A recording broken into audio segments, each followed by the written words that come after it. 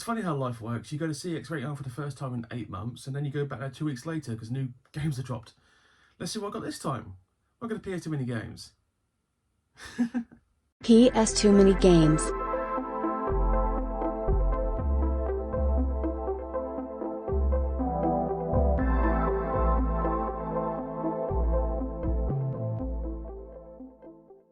Hello guys, welcome to PS2 mini games. We're going back to Great Yarmouth CEX, only 2 weeks after the last time. What's the reason, you ask?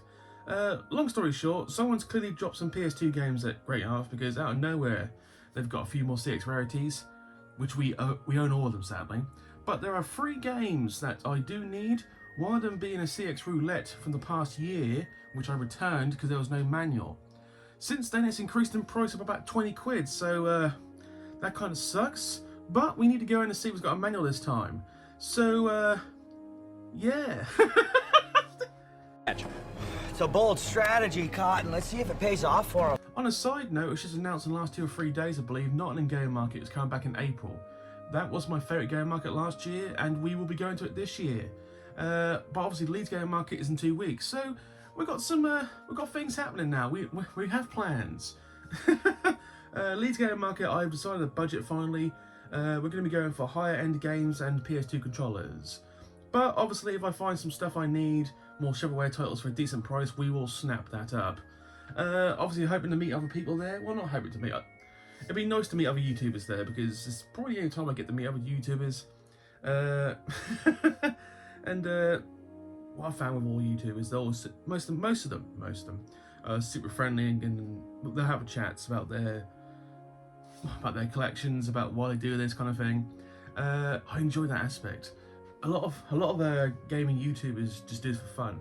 I do this for fun too, to be honest. This is still main prerogative, the fun side of it. I'm basically combined YouTube with my hobby, and it's turned up all sunshine and lollipops so far. Sunshine, lollipops, and rainbows. Everything that's wonderful is what I feel when we're together. We haven't hit the wall yet, the wall that is trying to find games. So I fully believe at some point this year there'll be like a time period where we'll struggle to find anything. But every time I go certain places, I always seem to find 3 to 4 games, which is still good going considering we're getting reasonably close. We're basically below, roughly I would say we're between 500 games left to find. And a lot of them being rare games, we really are going to start struggling soon. But we haven't found that wall yet, so things are still cooking here at PS2 Mini Games. As I said, we need to find, well, I need to start really looking for more peripheral items. Obviously the 2 really expensive peripheral items is the chainsaw controller, the Resident Evil 4 chainsaw controller. But even more expensive is the, I believe it's the Onimushi katana. Yeah, that is rare and ridiculously expensive. I think it's like £300 plus now, something like that. But that is the ultimate peripheral for PS2, the katana, I believe. Obviously there was peripherals we never got in Great Britain. Obviously the vibrator we never got, thank God. Oh my God. Americans have no chill. I'll briefly go into it again, but I believe the game was res. We got the game in the United Kingdom, but we didn't get the peripheral. They made a vibrating like beat controller because the game's all about vibrations, beats, and sounds going through levels and so. And they made it harmlessly. I don't think anything of it, but obviously you can use that for something completely different. And apparently a lot of Americans did. So Sony inadvertently made a sex toy.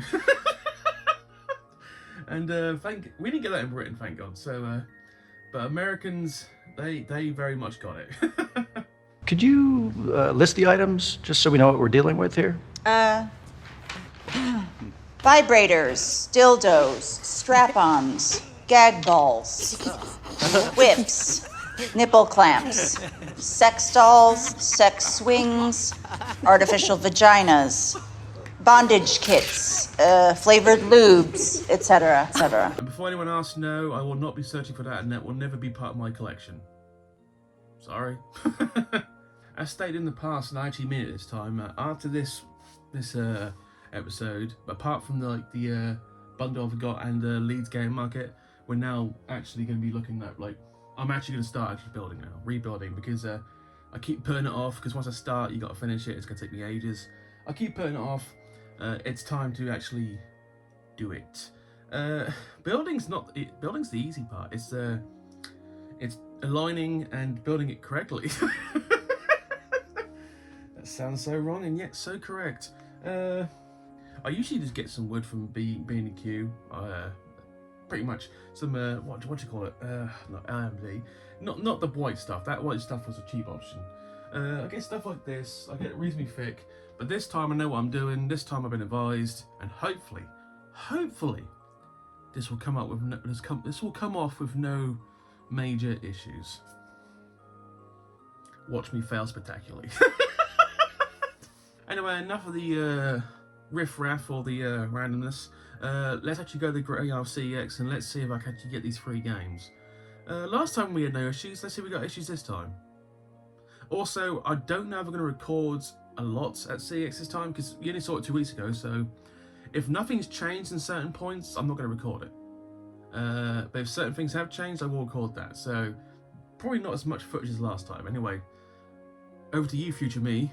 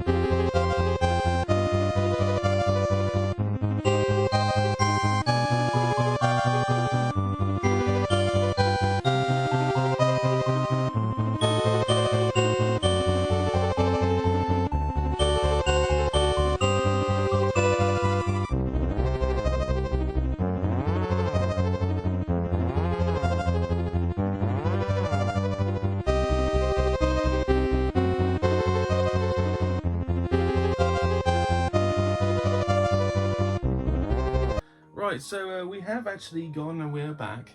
It took about an hour and a half this time. Busy a lot this time. I was queuing for a good 15 minutes. That's because it was just busy. There wasn't bad customer service, it was busy. They're making monies. We've got to have money. Never mind that shit. Here comes... Another commercial break. See you on the other side.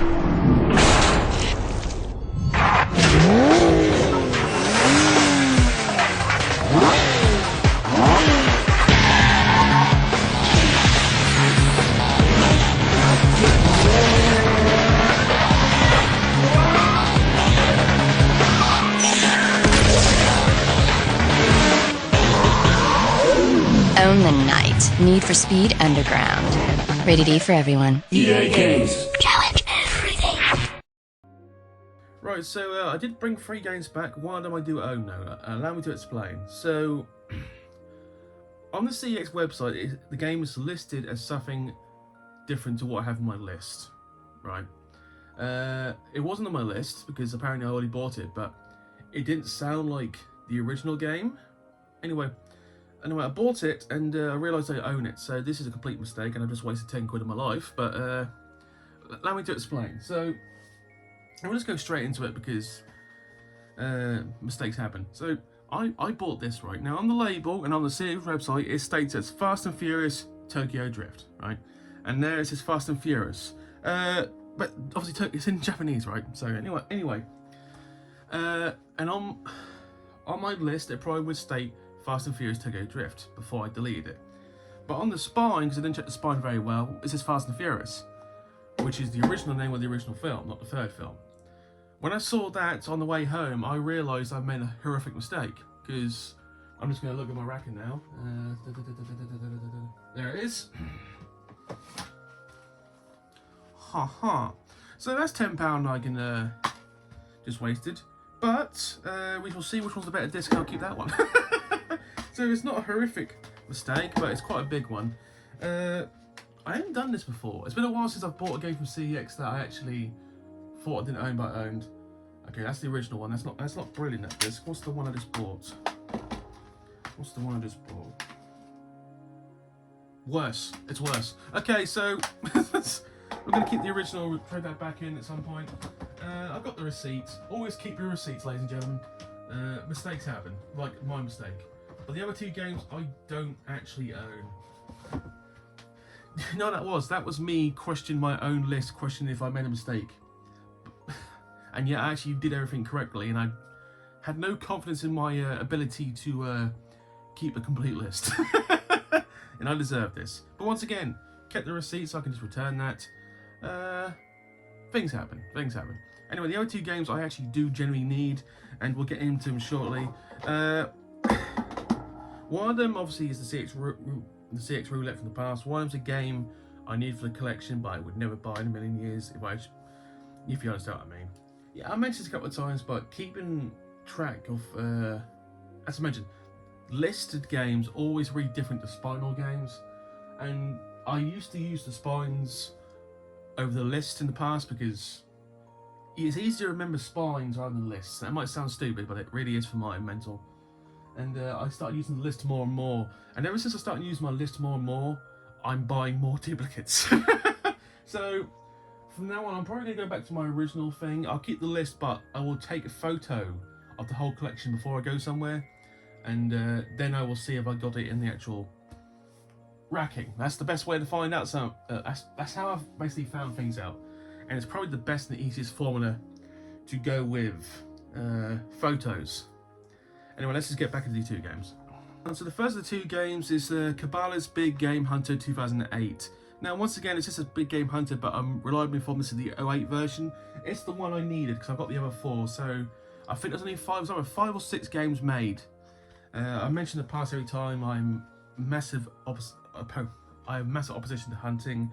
I think it's just cruel. Why would you just go and kill animals just for the sake of enjoying it? That seems a bit pathetic. If anyone likes hunting, more power to you, but from my side it's like, why would you shoot, especially deer? Deer are harmless when they're left alone, apart from people who hit them with cars, but that's an accident, not done on purpose. You know what, America, I might understand it, but I don't think bears willingly attack you. I don't think cougars will do the same thing, so it's another case of you leave them alone, they'll leave you alone. That's what I've always found with most animals. Some people just have the innate ability to just, I must kill it. It's not funny, guys, it's just true. Anyway, it's for the collection, pay £6, so it will sit on the shelf. Yeah. But the main reason I went back is this game. We've bought it before, but this time we actually bought it with a manual. Magna Carta. So for those who remember, I originally did CEX Roulette on this. It had no manual. We just sent it back, got the money back. That was good lord. It's got to be at least close to a year since that happened. Since then, it's gone up massively in price. Not a rarity yet. It's getting there though. I think I paid £20 for the roulette. It's £38 now, so it's nearly doubled in price in a year. Makes sense. But I believe it's an RPG from memory. Get ready to take part in the most epic of magic battles and monsters. Okay. Humans and Janssen, that's what they call Janssen, have been fighting for hundreds of years. Blast worms have appeared in enemy ranks. They are the new warriors who are giving the war a new twist. Mankind is on the brink of destruction. The amount of times we go to war with things and we're losing, it's astonishing. We never win a war, do we? Kalos. I'm going to try and pronounce these characters' names. Bear with me. Kalinsk, a boy burning with desire for revenge. Agrarian, a cunning commander. Rafe, a young girl with a mysterious past. These and other unforgettable characters will spearhead the fight against the Janssens. So I'm assuming they're your three main protagonists in this RPG. Try your hand at the unique system of Arcadian strategy battles. Change the territory's chi to launch powerful attacks and with a supernatural element. So it sounds like any RPG. Take part in a profound and thought-provoking adventure full of twists. I will play this game because I've been told things about this game. But yes, interestingly though, the original one I bought had the different cover. This is the other cover? Question mark? I am very happy to find this fight again because this wasn't a common game then, and it's probably still not a common game now. The only thing that's changed is the goddamn price. But once again, that's two more games to the collection. One game would have been if I actually trusted myself in the past. That's on me. Sorry, past me.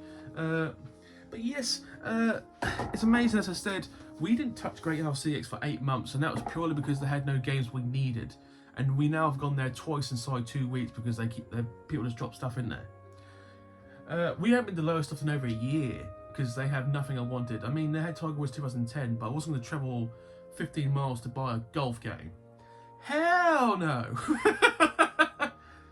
That's pretty much it for this episode. It's not a massive episode, it's like a small one. So we've still got, as of recording of this, 2 more parts to film.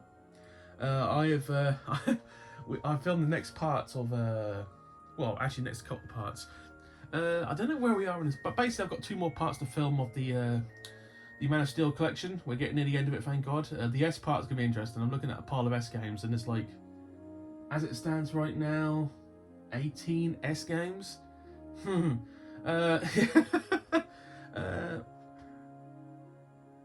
shovelware has been basically massively ticked off because of this bundle. So once again, thank you, Man of Steel. Anyway, thank you for watching, guys. Please comment and subscribe. The channel is had a bad December, like myself, but January's been better than expected. Maybe because it's like New Year, new thoughts, and there's like and more like positivity. But you've got to be positive. I've started doing more random shorts because I just thought I'd just like start doing some because, you know, it's like I'm not a big fan of shorts, but I'll do some occasionally when I feel like it. So yeah, anyway, thank you for watching, guys. Have a good day. I will see you later. Bye.